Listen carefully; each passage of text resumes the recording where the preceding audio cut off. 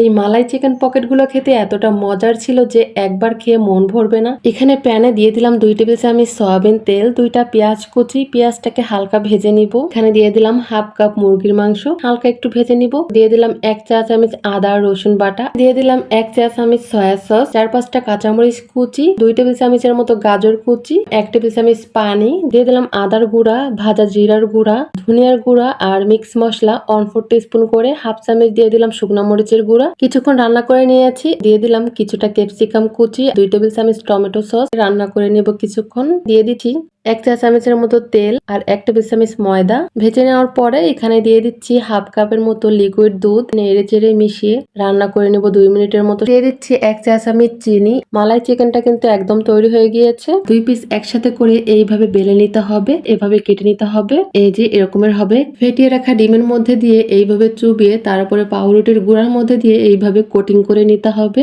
প্যানে কিছুটা তেল গরম করে নিয়েছি, তার মধ্যে নাস্তাগুলো দিয়ে উল্টে পাল্টে ভেজে নিতে হবে। এই তো সবগুলোকে ভেজে নিয়েছি। এখন একটার মাঝখান থেকে এই যে কেটে নিলেই কিন্তু তৈরি হয়ে গেল পকেট। মাঝখানে দিয়ে দিচ্ছি একটুখানি টমেটো সস, তারপরে পুরোটার মধ্যে লাগিয়ে দিয়ে চিকেনের পুর দিয়ে দিলাম পরিমাণ মতো।